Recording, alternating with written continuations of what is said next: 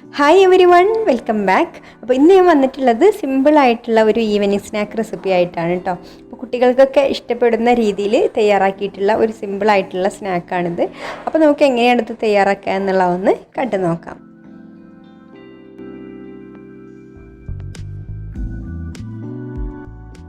അപ്പോൾ ആദ്യം നമുക്കിതിന് വേണ്ട ഡോ തയ്യാറാക്കാം. അപ്പോൾ അതിനായിട്ട് ഞാനിവിടെ ഒരു മുട്ട എടുത്തിട്ടുണ്ട്. അതൊരു ബൗളിലേക്ക് പൊട്ടിച്ചൊഴിക്കാം.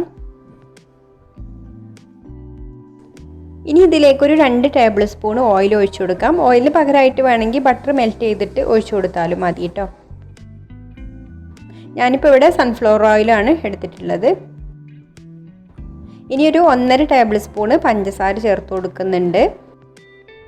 ഇനി നമുക്കിതിലേക്ക് 1 ടീസ്പൂൺ ഈസ്റ്റ് ചേർത്ത് കൊടുക്കാം. അപ്പോൾ ഞാനിവിടെ ചേർക്കുന്നത് ഇൻസ്റ്റൻറ്റ് ഈസ്റ്റാണ് കേട്ടോ. അതുകൊണ്ടാണ് നേരിട്ട് ചേർത്ത് കൊടുക്കുന്നത്. അപ്പോൾ ഡ്രൈഡ് ഈസ്റ്റാണ് ചേർത്ത് കൊടുക്കുന്നത് എന്നുണ്ടെങ്കിൽ നിങ്ങൾ ആദ്യം പഞ്ചസാരയും ഈസ്റ്റും കൂടെ കുറച്ച് ചെറിയ ചൂടുള്ള പാലൊഴിച്ചിട്ട് ഒന്ന് മിക്സ് ചെയ്ത് വെക്കുക. എന്നിട്ടൊരു 10 മിനിറ്റ് കഴിഞ്ഞ് അതൊന്ന് ആക്റ്റീവ് ആയതിനു ശേഷം ഇതിലേക്ക് ചേർത്ത് കൊടുത്താൽ മതി. ഇനി നമുക്ക് ആദ്യം ഇതൊന്ന് മിക്സ് ചെയ്ത് കൊടുക്കാം. ഇതിലേക്ക് 1 ടീസ്പൂണ് ഉപ്പും കൂടി ചേർത്ത് കൊടുക്കാം. എന്നിട്ട് നന്നായിട്ട് തന്നെ ഒന്ന് മിക്സ് ചെയ്തെടുക്കുക.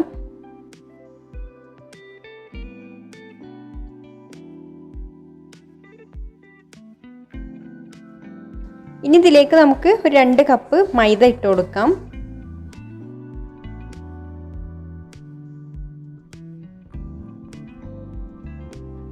എന്നിട്ട് ആദ്യം ഇതുപോലെ ഒന്ന് മിക്സ് ചെയ്ത് കൊടുക്കുന്നുണ്ട്. ഇനി നമുക്കിതിലേക്ക് 1/2 കപ്പ് ചെറിയ ചൂടുള്ള പാലാണ് വേണ്ടത്. അത് കുറേശ്ശെ ഒഴിച്ചു കൊടുത്തിട്ട് നന്നായിട്ട് തന്നെ ഒന്ന് കുഴച്ചെടുക്കാം. ഇപ്പോൾ ഞാനൊരു 1/4 കപ്പ് പാലേ ഉള്ളൂ കേട്ടോ ഒഴിച്ചു കൊടുത്തിട്ട്. അപ്പോൾ നമുക്കൊന്ന് കുഴച്ച് നോക്കാം. എന്നിട്ട് വേണമെങ്കിൽ ചേർത്ത് കൊടുക്കാം. അല്പം പാലും കൂടെ ഒഴിച്ചു കൊടുത്തിട്ട് നന്നായിട്ടൊന്ന് കുഴച്ചെടുക്കാം. പിന്നെ 1 ടേബിൾ സ്പൂൺ ഉള്ളൂ കേട്ടോ പാലിവിടെ ബാക്കി വെച്ചിട്ട് ബാക്കിയൊക്കെ ഇതിലേക്ക് ഒഴിച്ചു കൊടുത്തിട്ടുണ്ട്. അപ്പോൾ നമ്മുടെ മുട്ടയുടെ വലിപ്പത്തിനനുസരിച്ച് ചിലപ്പോൾ 1/2 കപ്പ് തന്നെ വേണ്ടി വരും. ചെറിയ മുട്ടയൊക്കെയാണ് എടുക്കുന്നതെന്നുണ്ടെങ്കിൽ 1/2 കപ്പ് പാല് മുഴുവനായിട്ട് ഇതിലേക്ക് ചേർത്ത് കൊടുക്കേണ്ടി വരും കേട്ടോ.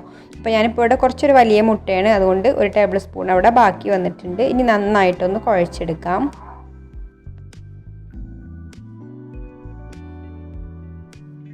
ഇപ്പോൾ ദാ ഞാൻ മാവ് ഇവിടെ ഇതുപോലെ നല്ല സോഫ്റ്റായിട്ട് കുഴച്ചെടുത്തിട്ടുണ്ട്. ഇനി നമുക്കിത് റെസ്റ്റ് ചെയ്യാൻ വേണ്ടിയിട്ട് മാറ്റി വെക്കണം. അപ്പോൾ അതിന് മുമ്പായിട്ട് ഈ ഒരു ഡോൻ്റെ മുകളിൽ ഇത് ഡ്രൈ ആയി പോകാതിരിക്കാൻ വേണ്ടിയിട്ട് ഒരല്പം ഓയിലാക്കി കൊടുത്തിട്ട് എല്ലാ ഭാഗത്തും ഒന്ന് ഇതുപോലെ ആക്കി കൊടുക്കുക. എന്നിട്ട് നമുക്ക് അടച്ച് വെച്ചിട്ട് റെസ്റ്റ് ചെയ്യാൻ വേണ്ടിയിട്ട് മാറ്റി വെക്കാം. അപ്പോൾ ചൂടുള്ള സ്ഥലത്തൊക്കെ വെക്കുകയാണെങ്കിൽ 1 മണിക്കൂർ കൊണ്ട് തന്നെ മാവ് നന്നായിട്ട് പൊങ്ങി വരും.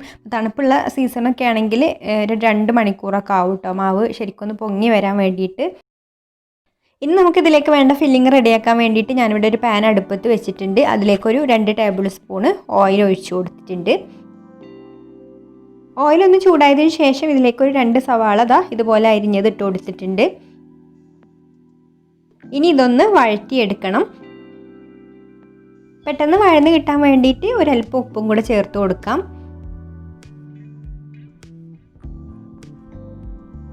ഇനി ഒരു 2 പച്ചമുളക് ഇതുപോലെ ചെറുതായിട്ട് അരിഞ്ഞതും കൂടെ ഇട്ട് കൊടുക്കാം. പിന്നെ ഇതിലേക്ക് വേണ്ടിയിട്ട് ഉപ്പും മഞ്ഞൾപ്പൊടിയും കുരുമുളക് പൊടിയും ഇട്ട് വേവിച്ച് വെച്ചെടുത്തിട്ടുള്ള ചിക്കനാണിത്. അപ്പോൾ നമ്മൾ ഉള്ളിയൊക്കെ വഴന്ന് വരുന്ന സമയം കൊണ്ട് നമുക്കിത് ചെറിയ പീസാക്കി ഒന്ന് കട്ട് ചെയ്തെടുക്കാം. ഇപ്പോൾ ഉള്ളിയൊക്കെ ഇവിടെ നന്നായിട്ട് തന്നെ ഒന്ന് വഴന്ന് വന്നിട്ടുണ്ട്. ഒരുപാട് വഴന്ന് കുഴഞ്ഞു പോകുന്നു വേണ്ട കേട്ടോ. ഇതുപോലെ ഒന്ന് വഴന്ന് കിട്ടിയാൽ മതി. ഇനി നമുക്കിതിലേക്ക് പൊടികളൊക്കെ ചേർത്ത് കൊടുക്കാം. 1/4 ടീസ്പൂണ് മഞ്ഞൾപ്പൊടി ചേർത്ത് കൊടുത്തിട്ടുണ്ട്. പിന്നെ ഒരു 3/4 ടീസ്പൂണ് മുളക് പൊടിയും പിന്നെ ഒരു 1/4 ടീസ്പൂണ് വലിയ ജീരകത്തിൻ്റെ പൊടിയും 1/2 ടീസ്പൂണ് ഗരം മസാലയും കൂടെ ചേർത്ത് കൊടുക്കാം. ഇനി മസാലയുടെ ഒന്ന് പച്ചമണം മാറുന്നത് വരെ ഒന്ന് വഴറ്റിയെടുക്കുക. എന്നിട്ട് നമുക്കിതിലേക്ക് ഇതുപോലെ ചെറുതായിട്ട് പിച്ചിയെടുത്തിട്ടുള്ള ചിക്കൻ ചേർത്ത് കൊടുത്തിട്ട് മിക്സ് ചെയ്തെടുക്കാം. അല്പം മല്ലിയില അരിഞ്ഞതും കൂടെ ഇട്ട് കൊടുക്കുന്നുണ്ട്. ഇനി എല്ലാം കൂടെ നന്നായിട്ടൊന്ന് മിക്സായി വന്നതിന് ശേഷം നമുക്ക് ഫ്ലെയിം ഓഫ് ആക്കാം. ഈ മസാലയൊക്കെ ഒന്ന് ചിക്കനിലൊക്കെ ഒന്ന് പിടിച്ച് വരണം, അതുവരെ ഒന്ന് ചൂടാക്കിയെടുക്കുക. ഇത്രയും മതി കേട്ടോ. അപ്പോൾ നമ്മുടെ മസാല ഇവിടെ റെഡി ആയിട്ടുണ്ട്. ഇപ്പോൾ നമ്മുടെ മാവ് ഇവിടെ നന്നായിട്ട് പൊങ്ങി വന്നിട്ടുണ്ട്. എന്നിട്ട് ഞാൻ വീണ്ടും ഒന്നും കൂടെ കുഴച്ചെടുക്കുകയാണ് കേട്ടോ. അപ്പോൾ മാവ് പൊങ്ങി വന്നതിന് ശേഷം പിന്നെ ഒന്നും കൂടെ കുഴച്ചെടുക്കാൻ, അതിൻ്റെ ഉള്ളിൽ ആ എയറൊക്കെ ഒന്ന് പോയി കിട്ടാൻ വേണ്ടിയിട്ട്.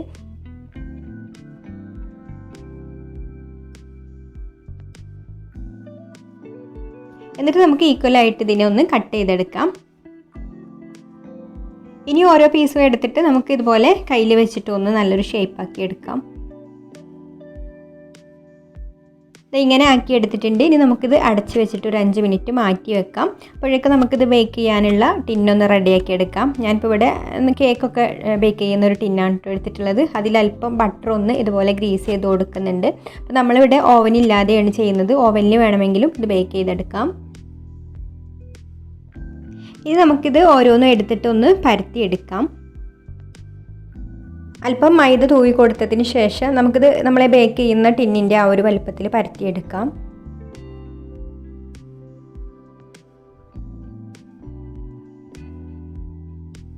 ഈ ഒരു വലുപ്പത്തിൽ പരത്തിയെടുത്തിട്ടുണ്ട് കേട്ടോ. ഇനി നമുക്കിത് ഈ ഒരു ഗ്രീസ് ചെയ്ത് വെച്ചിട്ടുള്ള ടിന്നിലേക്ക് വെച്ച് കൊടുക്കാം.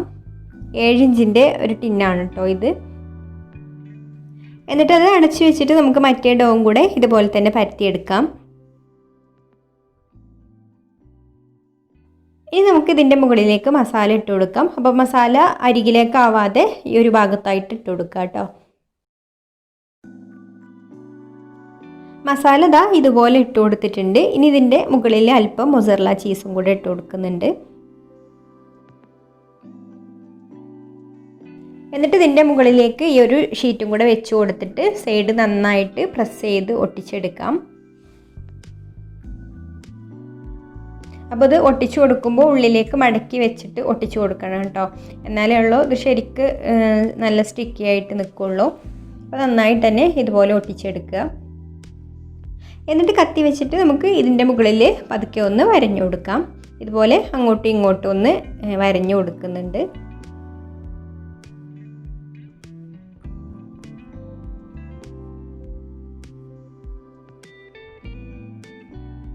ഇനി ഒരു 2-3 മിനിറ്റ് ഇതൊന്ന് അടച്ചു വെക്കാം. അപ്പോൾ ആ ഒരു സമയം കൊണ്ട് ഞാനിവിടെ ഇതുപോലെ ഒരു ടേബിൾ സ്പൂൺ ബട്ടർ എടുത്തിട്ടുണ്ട്. അതിലേക്ക് അല്പം മല്ലിയില ഇട്ട് കൊടുത്തിട്ടുണ്ട്. ഇനി ഇതിലേക്ക് ഒരു 3 വെളുത്തുള്ളി ചെറുതായിട്ട് ഇതുപോലെ ഒന്ന് കൊത്തി അരിഞ്ഞതും കൂടെ ഇട്ട് കൊടുക്കാം. എന്നിട്ടിത് നന്നായിട്ടൊന്ന് മിക്സ് ചെയ്തെടുക്കുക. ഇനി നമുക്ക് ബട്ടറും മല്ലിയിലയും അതുപോലെ ഗാർലിക്കും എല്ലാം കൂടെ ചേർന്നിട്ടുള്ള ഈ ഒരു ഫ്ലേവർ നമുക്ക് ഇതിൻ്റെ മുകളിലായിട്ട് ഇതുപോലെ ഒന്ന് ഗ്രീസ് ചെയ്ത് കൊടുക്കാം.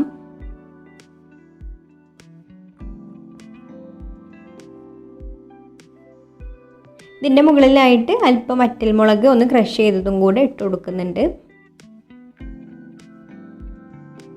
ഇനി ഇതിൻ്റെ മുകളിൽ അല്പം ചീസും കൂടെ വെച്ച് കൊടുക്കുന്നുണ്ട്. ചീസൊക്കെ ഓരോരുത്തരുടെ ഇഷ്ടത്തിനനുസരിച്ച് എത്രയാണോ വേണ്ടത് അതിനനുസരിച്ച് വെച്ച് കൊടുക്കാം. ഇനി നമുക്കിത് ബേക്ക് ചെയ്യാനായിട്ട് വെക്കാം. അപ്പോൾ ഞാനിവിടെ ബേക്ക് ചെയ്യുന്നത് ഇതുപോലൊരു അലുമിനിയത്തിൻ്റെ ഇഡ്ഡലി പാത്രത്തിലാണ് കേട്ടോ. അപ്പോൾ ഇഡ്ഡലി പാത്രത്തിൽ നമ്മൾ കേക്കൊക്കെ ബേക്ക് ചെയ്യുന്നത് പോലെ തന്നെ ഒരു സ്റ്റാൻഡ് വെച്ച് കൊടുത്തിട്ടുണ്ട്. അതിൻ്റെ മുകളിലാണ് ഈ ഒരു പാത്രം വെച്ച് കൊടുത്തിട്ടുള്ളത്. പ്രീ ഹീറ്റ് ചെയ്ത് വെച്ചിട്ടുണ്ടായിരുന്നു കേട്ടോ. ഇതൊരു 10 മിനിറ്റ് ഇപ്പോൾ നന്നായിട്ട് ചൂടായിട്ട് കിടക്കുകയാണ്. ഇനി ഒരു ലോ ഫ്ലെയിമിൽ വെച്ചിട്ട് നമുക്കൊരു 25-30 മിനിറ്റൊക്കെ ഒന്ന് ബേക്ക് ചെയ്തെടുക്കാം.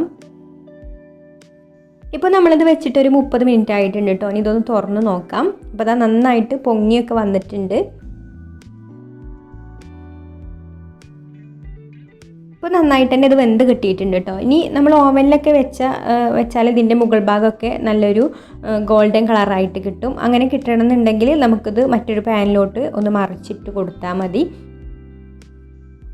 അപ്പോൾ ഞാനിവിടെ ഇതെടുത്തിട്ട് മറ്റൊരു പാനിലോട്ടൊന്ന് മറിച്ചിട്ട് കൊടുക്കുകയാണ്. അപ്പോൾ ആ ഒരു പാനിൽ അല്പം ബട്ടർ ഒന്ന് ഗ്രീസ് ചെയ്ത് കൊടുത്തിട്ടുണ്ട് കേട്ടോ. ഇങ്ങനെ ചെയ്തിട്ടില്ലെങ്കിലും കുഴപ്പമില്ല കേട്ടോ. അപ്പോൾ നമ്മൾ ഓവനിലൊക്കെ വെക്കുമ്പോൾ അതിൻ്റെ മുകൾ ഭാഗം ചെറുതായിട്ടൊരു ബ്രൗൺ കളർ ആയിട്ട് വരുമല്ലോ, ഒരു ഗോൾഡൻ കളർ. ആ ഒരു കളർ കിട്ടാൻ വേണ്ടിയിട്ടാണ് ഞാനിപ്പോൾ ഇങ്ങനെ ചെയ്യുന്നത്. ലോ ഫ്ലെയിമിൽ വെച്ചിട്ട് ഒരു 2-3 മിനിറ്റ് ഒന്ന് ചൂടാക്കിയാൽ മതി. അപ്പോൾ ചെറുതായിട്ടൊന്ന് ചൂടായി വന്നിട്ടുണ്ട്. ഇനി നമുക്കിത് മറ്റൊരു പാത്രത്തിലേക്ക് മാറ്റാം. അപ്പോൾ അത് മുകൾ ഭാഗം ചെറുതായിട്ടൊരു ഗോൾഡൻ കളറൊക്കെ ആയി വന്നിട്ടുണ്ട്. അപ്പോൾ ഇതിവിടെ റെഡി ആയിട്ടുണ്ട് കേട്ടോ. ഇനി ഇത് ചൂടോട് കൂടി തന്നെ നമുക്ക് കട്ട് ചെയ്തിട്ട് സെർവ് ചെയ്യാം. അപ്പോൾ എല്ലാവർക്കും ഈ ഒരു റെസിപ്പി ഇഷ്ടമായിട്ടുണ്ടാവുമെന്ന് വിചാരിക്കുന്നു. അപ്പോൾ നിങ്ങൾക്ക് ഇഷ്ടമായിട്ടുണ്ട് എന്നുണ്ടെങ്കിൽ ഒന്ന് ലൈക്ക് ചെയ്യുക, ഷെയർ ചെയ്യുക, നിങ്ങളുടെ അഭിപ്രായങ്ങളൊക്കെ താഴെ കമൻറ്റ് ചെയ്യുക. പിന്നെ ഈ ചാനൽ സബ്സ്ക്രൈബ് ചെയ്യാതെ കാണുന്നവരാണെങ്കിൽ ഒന്ന് സബ്സ്ക്രൈബും കൂടെ ചെയ്യണേ. അപ്പോൾ ഇനി മറ്റൊരു നല്ല റെസിപ്പിയുമായിട്ട് അടുത്ത വീഡിയോയിൽ കാണാം. താങ്ക്